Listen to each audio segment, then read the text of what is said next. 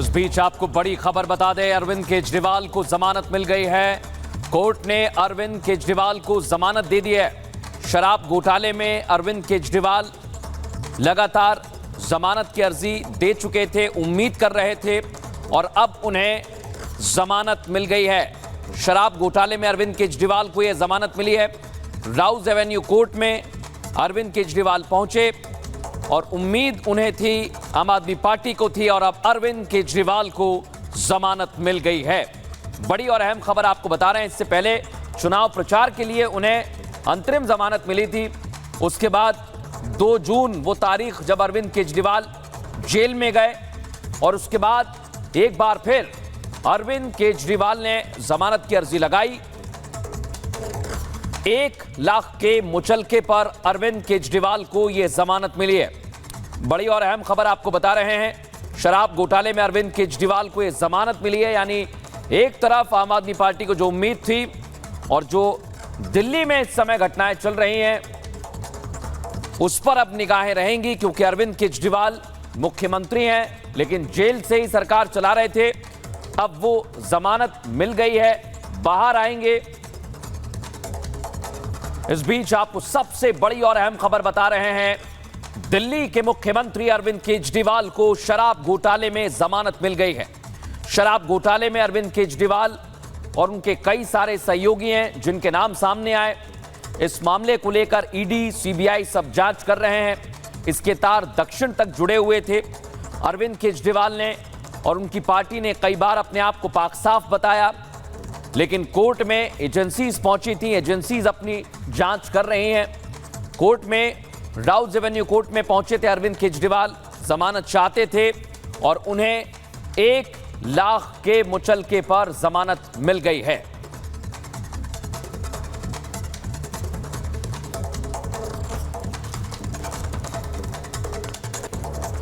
इस बीच आपको बड़ी और अहम खबर बता रहे हैं। 1 लाख के मुचलके पर अरविंद केजरीवाल को जमानत मिली है।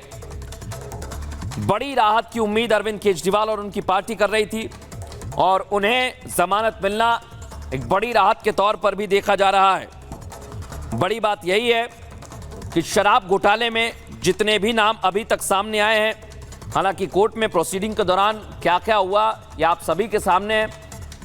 थोड़ा और इंतजार करना होगा, जब डिटेल्ड ऑर्डर आएगा उसके बाद हम आपको बताएंगे, क्योंकि शराब घोटाले में अरविंद केजरीवाल जेल में बंद थे और यही उम्मीद की जा रही थी कि अरविंद केजरीवाल को जमानत मिलेगी। और अखिलेश राय हमारे सहयोगी हमारे साथ जुड़ गए। अखिलेश, 1 लाख के बॉन्ड पर जमानत मिली है, बताइए जरा क्या हुआ, ईडी ने क्या कहा वहां पर? देखिए, तुरंत जमानत मिलने के बाद ईडी ने विरोध किया इस जमानत का और कहा कि 48 घंटे में बेल बॉन्ड भरने की बात कही जाए। 48 घंटे के लिए इनकी जमानत पर रोक लगाई जाए, क्योंकि हम अगली कोर्ट में यानी हाई कोर्ट में इसको चैलेंज कर सकें। लेकिन कोर्ट ने इससे फिलहाल इनकार कर दिया है। तो ये ईडी के लिए एक बड़ा झटका है और अरविंद केजरीवाल के लिए एक बड़ी राहत की बात है कि उनको 1 लाख के बेल बॉन्ड पे जमानत दे दी गई है। हालांकि ईडी ने तुरंत जो बेल बॉन्ड के ये फैसला आया, तुरंत उन्होंने विरोध किया और कहा कि हमें वक्त दिया जाना चाहिए, 48 घंटे का वक्त दिया जाना चाहिए। हम इस फैसले को चैलेंज करना चाहते हैं, इसलिए बेल बॉन्ड भरने के लिए 48 घंटे का समय बढ़ाया जाए। लेकिन कोर्ट ने इस बात से इनकार कर दिया और कहा कि इसके लिए आप अगली अदालत जाइए, बेल बॉन्ड कल ही भरा जाएगा और कल अरविंद केजरीवाल जेल से बाहर निकल सकते हैं। तो ये बड़ी खबर है, ये बड़ी राहत है अरविंद केजरीवाल के लिए, जो ईडी ने उनको मनी लॉन्ड्रिंग के मामले में गिरफ्तार किया था। लगातार 2 दिन उनकी जमानत पर सुनवाई चली थी राउज एवेन्यू कोर्ट में और उसके बाद आज अभी फैसला आया है, तो उसमें उनको बड़ी राहत मिली है। जी, जैसा आप बता रहे हैं ईडी ने रोक की मांग की थी, क्या तथ्य रखे गए वहां पर, जरा ये भी दर्शकों को बताइए विस्तार से अखिलेश।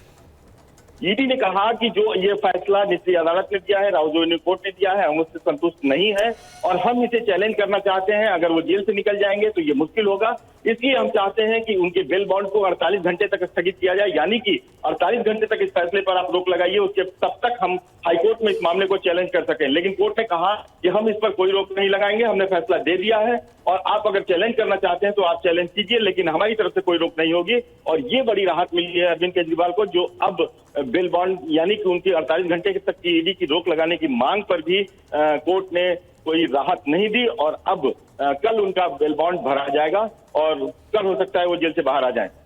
ये बड़ी बात आप बता रहे हैं कि कल अरविंद केजरीवाल जेल से बाहर आ जाएं, लेकिन बड़ी और अहम बात यही है अखिलेश, क्योंकि इस मसले को लेकर आम आदमी पार्टी राहत की उम्मीद कर रही थी, अरविंद केजरीवाल उम्मीद कर रहे थे, और इसके पहले संजय सिंह को जमानत मिली है।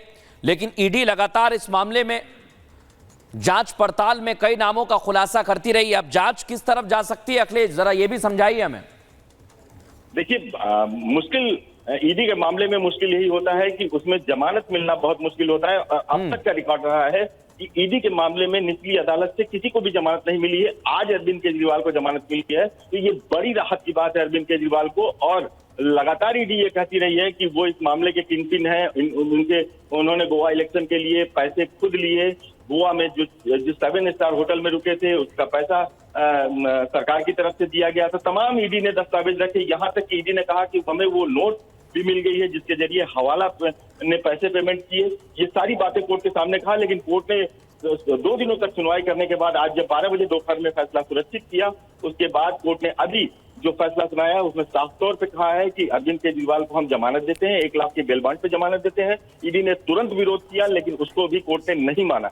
ये बड़ी राहत की बात है अरविंद केजरीवाल के लिए।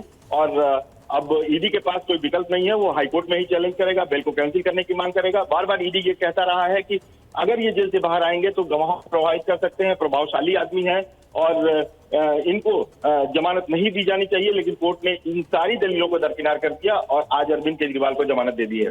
जी, एक बड़ी और अहम बात यही है अखिलेश कि इस मामले को लेकर ईडी मनी लॉन्ड्रिंग की बात करती रही, आम आदमी पार्टी कहती रही कि पैसे कहां ये बताए जाएं, लेकिन अब अरविंद केजरीवाल को जमानत मिली है। ये क्या दर्शाता है, क्योंकि मनी लॉन्ड्रिंग का गंभीर मसला है, मनी ट्रेल को लेकर भी कई खुलासे पहले हो चुके हैं अखिलेश। बिल्कुल, ये दर्शाता है कि कोर्ट ऑफ डिटेल आर्डर देखने के बाद ये पता चलेगा कि किन किन बिंदुओं को कंसीडर किया है, किन किन बहस की उन पॉइंट्स को अरविंद केजरीवाल की तरफ से जो बहस की गई थी उनको एक्सेप्ट किया है, किन किन बिंदुओं को खारिज किया है जो दलील ईडी की तरफ से दी गई थी। फिलहाल उन्होंने अपने शॉर्ट जो फैसला सुनाया जाता है, ऑपरेटिव पार्ट ही इन्होंने इतना सुनाया कि हम 1 लाख के बेल बॉन्ड पे उनको जमानत देते हैं और ईडी के विरोध को दरकिनार कर दिया। लेकिन ये बार बार उनकी तरफ से कहा जाता रहा है कि पैसे का कोई ट्रेल नहीं मिला, तमाम छापेमारी की गई, 1 भी रुपया नहीं मिला। लेकिन ईडी का कहना था कि पैसा हवाला के जरिए दिया गया था और उन कैंडिडेट ने जो चुनाव लड़े थे गोवा में, उन्होंने भी इस बात को स्वीकार किया है कि उनको नकद में पैसे दिए गए थे चुनाव प्रचार में खर्च करने के लिए। ये सारी रिकॉर्ड पे है, ईडी ने कोर्ट के सामने रखा था, लेकिन कोर्ट ने उन बातों को फिलहाल दरकिनार ही किया है, जिसकी वजह से केजरीवाल को बड़ी राहत मिली है और जमानत मिली है। जी, एक चीज और आपसे अखिलेश समझना चाहेंगे, क्योंकि यह मसला जो है काफी गंभीर है। इस मसले को लेकर अरविंद केजरीवाल ही नहीं, उनकी पार्टी भी सवालों के घेरे में थी। और मैं इसलिए ये बात कह रहा हूं क्योंकि मनी लॉन्ड्रिंग का ये मामला है और पार्टी को किस आधार पर ईडी ने घेरा था ये आप समझते हैं। तो ये जमानत मिलना उस केस को कितना और प्रबल बनाएंगे, कितना बल मिलेगा, जरा ये भी बताइए। बिल्कुल, इस केस से पहली बात तो आम आदमी पार्टी और जो उसमें आरोपी हैं उनको एक मॉरल बूस्टअप मिलेगा। साथ में अब अरविंद केजरीवाल के बाहर आने के बाद ये दलीलें जो जिस आधार पर निचली अदालत ने जमानत दी है वो आगे लोगों की जमानत का भी आधार बन सकती है। जैसे कि मनीष सिसोदिया की आपने देखा होगा कि लगातार सुप्रीम कोर्ट से भी जमानत याचिका खारिज 2 बार हो चुकी है, लेकिन उनको अगर फिर जमानत याचिका दाखिल करनी होगी तो ये केस उनके लिए नजीर बनेगा, क्योंकि बार बार ईडी कहती है कि मनीष सिसोदिया और अरविंद केजरीवाल दोनों किंगपिन रहे हैं। विजय नायर का उसमें बड़ा रोल रहा है। विजय नायर अरविंद केजरीवाल के सहयोगी थे, उनके बगल वाले सरकारी बंगले में रहते थे, जबकि उनको वो इस हैसियत में नहीं थे कि वो सरकारी बंगले में रह सके। ये सारी चीजें कही गई। ये भी कहा गया कि अरविंद केजरीवाल से उनके लगातार वो सलाह लेते थे। अरविंद केजरीवाल को लोग कंपनियों से बात करते थे, केजरीवाल को बताते थे, लेकिन केजरीवाल की तरफ से ये कहा गया कि वो आरटीसी और दूसरे सौरभ भारद्वाज के साथ उनका संबंध था और उनको रिपोर्ट करते थे। केजरीवाल का कोई मतलब नहीं था। ये सारी दलीलें पहले भी दी जा चुकी है केजरीवाल के मामले में, आज भी वही दलीलें दी गई थी, लेकिन कोर्ट ने इस बात को जाहिर सी बात है कि केजरीवाल के पक्ष की बात को ज्यादा कंसीडर किया, इसलिए उनको ये बड़ी राहत मिली है। और ये जरूर है कि ये जो कोर्ट का फैसला है जी, दूसरे मामलों के लिए भी नजीर बनेगा और ये उम्मीद कर रहे हैं उनके वकील कि अब आगे जो भी गिरफ्तारी हुई है, जो भी लोग अखिलेश, जेल में हैं, एक और बड़ी गंभीर चीज है, आधार बनेगा। क्योंकि अरविंद केजरीवाल तो जेल के बाहर आएंगे, लेकिन अभी आपने 2-3 नामों का जिक्र किया जो इस पूरे मामले में आरोपी हैं और बड़े गंभीर इन पर आरोप लगे। कोर्ट ने मनीष सिसोदिया को लेकर क्या कहा, यह किसी से छिपा नहीं है। अरविंद केजरीवाल को इधर जमानत मिलती है, लेकिन और किरदार हैं, चाहे हम समीर महिंदू की बात करें, विजय नायर की बात करें, या फिर दक्षिण के तार यानी के कविता की बात करें, तो बहुत सारे ऐसे किरदार हैं जो अभी भी इस मामले में गंभीर आरोपी हैं और उन पर आरोप लगे हुए हैं। अखिलेश, हाँ जी, अपना सवाल एक बार दोहराएं।